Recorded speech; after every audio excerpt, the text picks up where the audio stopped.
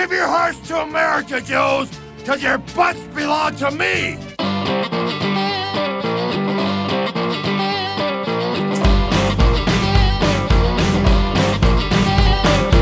Yo Joes, everybody fall in because it's time for the History of G.I. Joe 1986 edition. Get in position! As a huge fan of G.I. Joe in the 80s, I fondly remember 1986 as sort of being the swan song of the Real American Hero line as I knew it. Nonsense! Okay, there were still many fantastic years of vehicles, playsets, and figures to come, but for me, 1986 was the last of the old while also being the first of the new. The military-inspired figures and vehicles started to be phased out in favor of a more futuristic or sci-fi motif. You call this military discipline? Cross country's putting a tape deck in his Havoc. Oh, not again! Turn it off! This here's fighting music. That's right, if you don't turn it off, I'll fight you! Whew, thanks. Adding to the new regime feel was new commanders on both sides of the Joe and Cobra conflict, just like in Hasbro's other major toy line, the Transformers that year. And some of our favorite specialists were also phased out for new recruits doing the same job. And what says sci-fi more than digitalization? The traditional exploding background was replaced with a pixelized exploding background, because computers! Joe!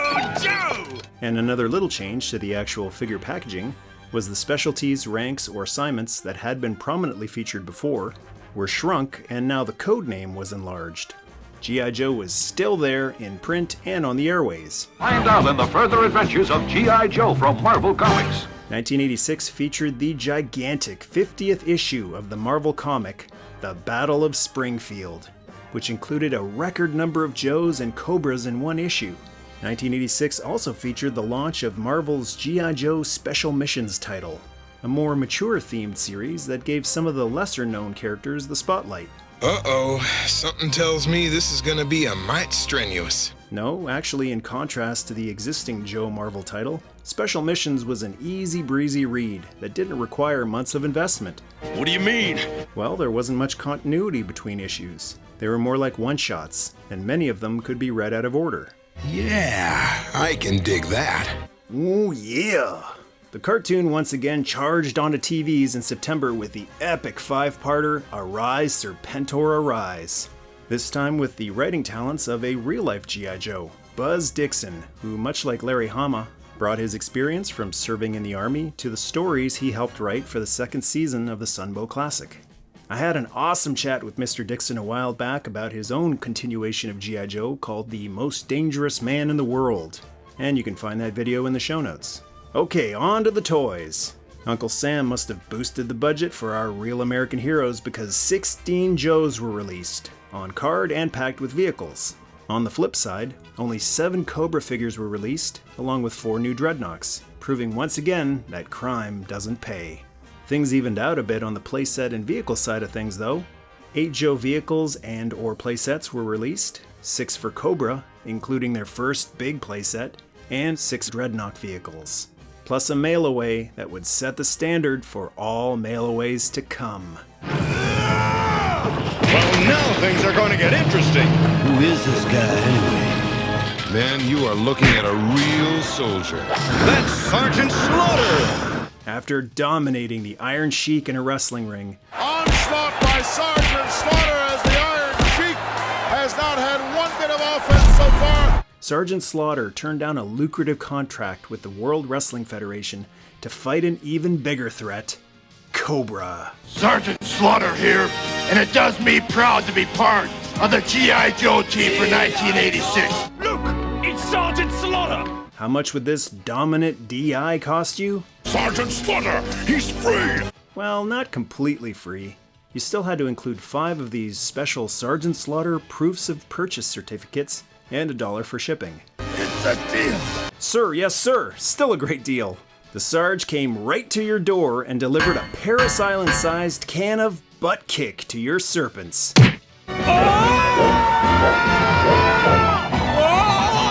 Stop! Please, stop! As well as any other baddies who got out of line. You won't get away with it!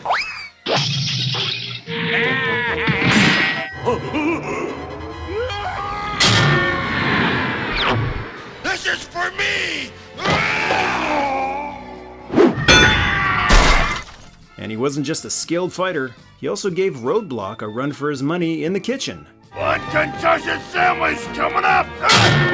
I wonder what's in a concussion sandwich. Baloney! Now I know. While some Joes would be patterned after real-life people, Sergeant Slaughter was the first, and in my opinion, the coolest, real-life person to be immortalized as a G.I. Joe. And while there'd be many more real-life Joes to come thanks to the live-action movies, Sarge remains the greatest ambassador of the brand, and you can always count on him being a highlight at fan conventions and going above and beyond to show support and appreciation to all Joe fans worldwide. Count on it! Hasbro couldn't have picked a better Marine to wear the logo, and after all these years, he's still the embodiment of Semper Fi. Always faithful to the fans, to G.I. Joe, and to the good old US of A. The price of liberty is always eternal vigilance! If you weren't able to get the Wrestling Gear Sarge figure in the mail, a Fatigues version, with baton, was also released in 1986 with his own personalized tank, the Triple T. Punch through the wall! Tag Team Terminator. Yo, Joe! This tank naturally had no protective armor for the driver because the Sarge didn't need it. You're nuts. No, Beachhead, he's just that tough. He could catch bullets with his teeth and swat missiles away with his swagger stick. Come on! Try me!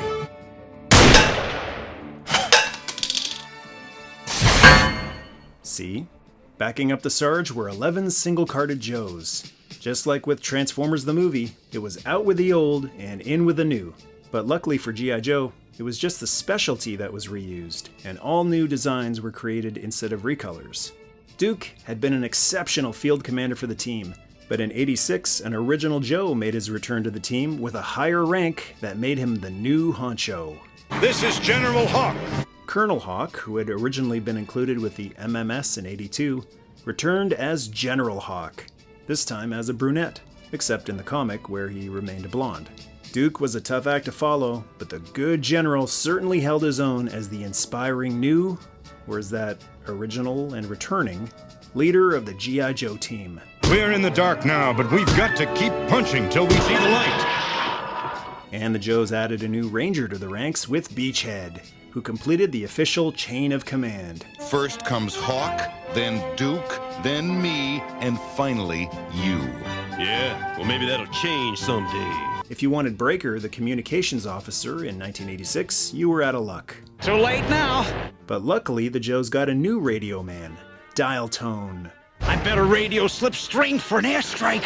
Anybody remember Dial Tone? That was the sound a phone used to make when you picked up the receiver? No? Okay. And Snowjob got some reinforcements up north with Iceberg, a Texan who preferred cold over heat. Oh man, this is my kind of climate. Why can't they have weather like this down in Waco, Texas? Another Marine was added with Leatherneck, who, like the Sarge, specialized in training cadets. Cadets who might someday have the glory of becoming Marines. And also specialized in arguing with the new SEAL, Wetsuit. I'm going down to give Deep Six and Torpedo some backup. One of the highlights of the '86 season of G.I. Joe was watching the Gyrene and the Frogman go at it like cats and dogs. Wetsuit here's gonna need a hospital in about 2 seconds. Stupid jarhead. You're supposed to be brothers. Save your fight for Cobra and the others. Flash's batteries were running low as G.I. Joe's laser trooper, so this trooper was brought in to light the way. Name sci-fi. And with the team growing, a new medic was needed to help Doc patch everyone up, so Lifeline was brought in, giving G.I. Joe its first conscientious objector. Hey, now cut it out! You don't want to fight each other! The heck we don't! Who was packed with a pistol, ironically. They didn't need a new heavy machine gunner, though. Roadblock just got himself some new threads. And a new gun, too? For those wishing, he came with good old Ma Deuce. Sucker, you are out of luck. And with computers being all the rage, a computer expert was brought in to take the battle against Cobra digital. Mainframe included a tiny, compact, portable computer. That's what I want to talk to you about. Yeah, time for a more modern alternative. And nightmares were the best part of his day. Lowlight finally gave the Cobras something to worry about in the dark. Hey! Wow, I've never seen a Cobra move that fast. That's 'cause you never saw me shooting at him. With the release of the enormous USS Flag aircraft carrier the previous year, We'll make our stand on the airfield. the Joes needed new aircraft to fill the deck. So the Conquest X-30 fighter jet took to the skies with Slipstream in the cockpit. Yo, Joe! And with a new medic on the team and the ranks growing, a rescue vehicle was brought in to keep the flag fully stocked. The Tomahawk. Going up! Although somebody forgot to tell Lift Ticket his assignment was mainly rescue, this pilot packed as much of a punch as his rescue chopper did. Is this a private party, or can anyone dance? Ha! One of the last great real-life military-inspired vehicles of the 80s Joe toy line. If you couldn't afford the Flag, a smaller boat was offered in '86 with the Devilfish. We'll blow them right out of the water. These small cruisers may have only been large enough to hold one Joe. Well, maybe three if you count the side foot pegs. But they had enough firepower to take down a Cobra Moray.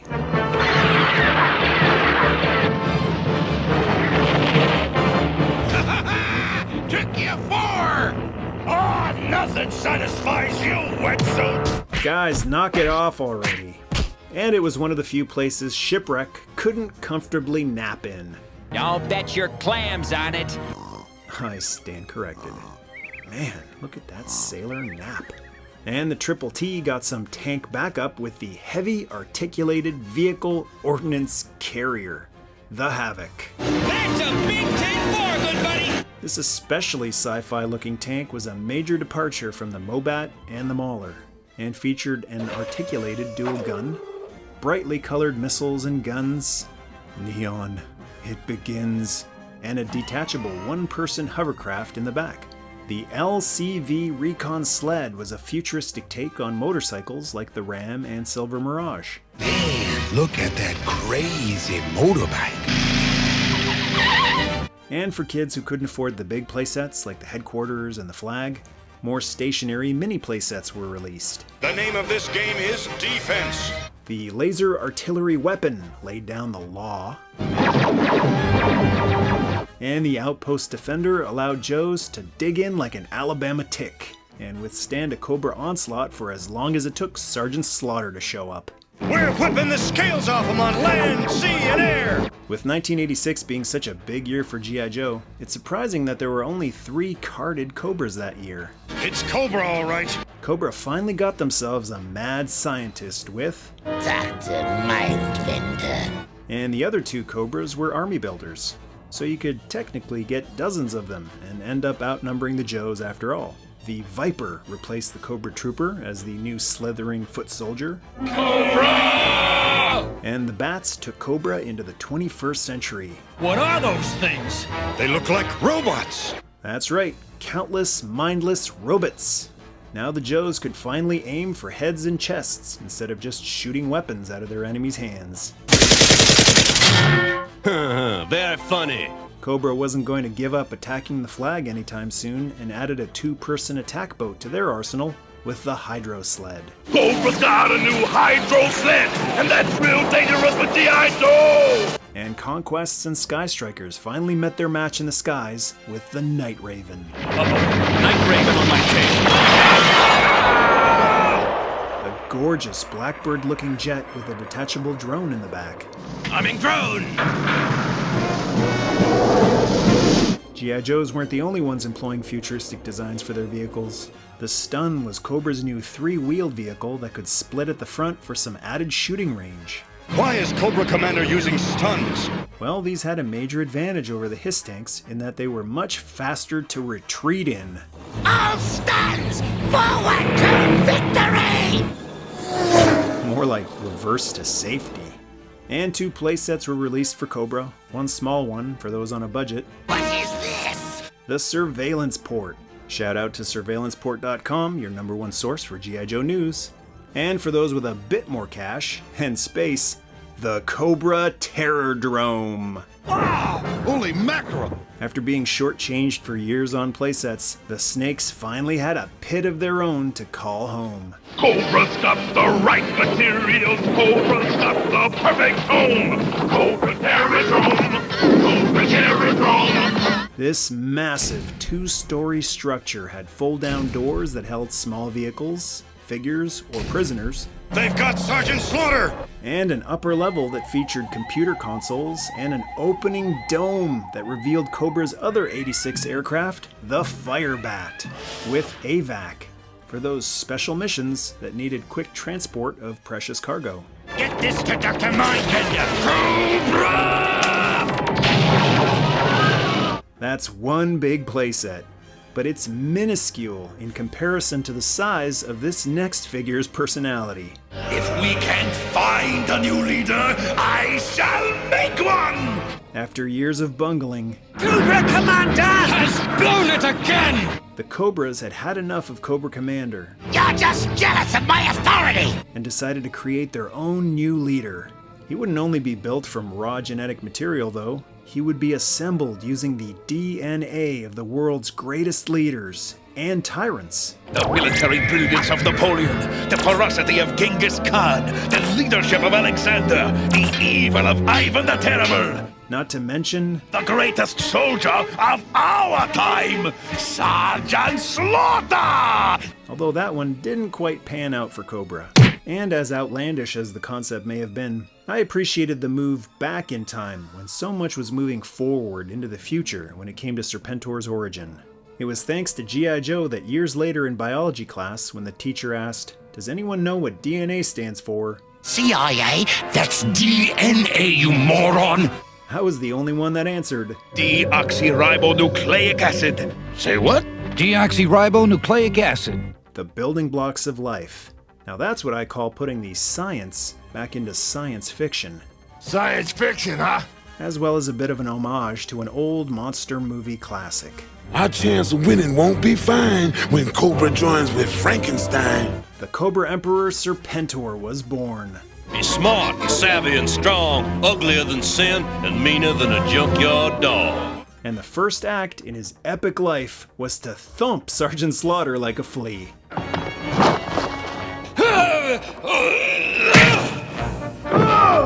And his second act was to smack Cobra Commander around. Don't be so aggressive. Firmly establishing himself as the new honcho of Cobra. In fact, he seemed to beat up on the Cobras almost as much as he did on the Joes. For Serpentor, nothing is impossible. This I command! That's what I call an equal opportunity destroyer. Not only did he have all the combined military brilliance of history's leaders, but he also had their biting insults too. You insolent microbe! You pathetic losers! Cobra finally had a brave, powerful symbol of their own to rally behind. I am not symbolic! I am your emperor and master! Unfortunately, Serpentor's introduction meant our beloved Cobra Commander got reduced to being a mere patsy. Is this the face of a patsy? Is that a trick question? Of course not, you half-wit! And since emperors don't walk, included with Serpentor was the air chariot. Here is your uniform and your air chariot. Unlike most Joe and Cobra vehicles, though, it only had room for one. No riders allowed! And since the Joes... Silence, you vociferous little worm! Ugh, not this again. Who does this guy think he is, Megatron? This I command! Forget it, Serpent Toad. You will do as I say, or I shall burn your nation to the ground! Good luck with that, pal. Snow doesn't burn. I want results now! This I command! I've had enough of this guy. Sarge, can you shut him up? Make that deal! And since the Joes had received restocks of their weapons and gear in the previous 3 battle packs, the Cobras got one of their own in '86 to replenish all of the armaments that had been lost when dropped in couches and sandboxes for a hasty retreat. And what are these? Well, since the Snakes' ranks were a bit thin in '86, they filled out their forces with mercenaries, the Dreadnoks. Does it not sicken and offend you? Yeah, some of them could use a bath. Whew. The Dreadnoks became a family business when Zartan's siblings joined the festivities, Xandar, Brother, leave everything to me. and Zorana, Hey, how about giving me a shot at them Joes? who both featured the same blue color-changing gimmick as Zartan when exposed to sunlight. And a new explosives expert was recruited for when chainsaws, jackhammers, and flamethrowers weren't enough to get the job done. You can call me Monkey Wrench. With their numbers growing, the Dreadnoks needed more ways to navigate the Everglades than just Zartan's little chameleon. Cobra must have been paying very handsomely because they got 6 vehicles in 1986. Hostile pursuit ships closing fast! Dreadnought swamp fires! The Swamp Fire was a mask-like vehicle that could change from swamp skiff to helicopter, and also featured the same color-changing gimmick as the chameleon when exposed to sunlight. Zartan is also recruiting at least one more Dreadnok. Which was this turbo-revving young punk. Thrasher. Mainly thanks to his vehicle, the Thunder Machine. No one escapes the Thunder Machine! A roadster that looked like it was right out of a Mad Max movie, which was fitting since so did the Dreadnoks. And the remaining Dreadnok vehicles were Sears exclusive recolors of Joe and Cobra vehicles from previous years. The Ground Assault set had a Dreadnok-styled Stinger and Ram Cycle, and the Air Assault set gave the Swamp Fire even more air support with recolors of the Fang and Skyhawk, all also featuring the sunlight-activated color-changing gimmick. And that wasn't it for the store-exclusive recolors. A 5-figure set called Special Mission Brazil was released only in Toys R Us stores and broke the record for fastest recolor of a mold. Figures released that very year, mainframe, dial tone, wetsuit, and leatherneck, got new outfits, along with a new character called Claymore, who was constructed from reused parts of previous figures. Footloose's head, Televiper's chest, waist and arms of Flint, and Dusty's legs. And with so many figures being added to Joe fans' collections, a new place was needed to hold them all, since the APC can only hold so many. So the G.I. Joe Collector's Showcase was released that year, where you could proudly display your Joes on Old Glory. What a year for G.I. Joe. No biggie. Humble as always. A great blend of real military-themed figures and vehicles, as well as some sci-fi elements without going completely off into outer space. That would be the following year. Although I love many of the figures, vehicles, and playsets of the subsequent years, 85 and 86 will always represent the peak of G.I. Joe, A Real American Hero for me. Probably because it was the final season of the Sunbow animated series, which maintained the high level of quality of the previous years. The Sunbow G.I. Joe movie the following year, well, that's another story for the history of G.I. Joe 1987 edition. We won a major victory today, but it's not over. Thanks to Disney fans LJK for the request, and to everyone showing their support on Patreon. Big thanks also goes out to my pal Lou for providing the missing figures and vehicles for this video. Thanks for falling in and standing at attention for the History of G.I. Joe 1986 edition, as well as all the other Joe history videos. We're sure attracting a lot of attention. Yeah, the response has been awesome. This has gone far enough. Okay, Commander, I'll wrap it up. Share a Joe, Cobra, or Dreadnok thought below. That's funny, I never thought I'd say Dreadnok and thought in the same sentence. And to join the tribe, hit subscribe. Good luck and Godspeed. Yo, Joe!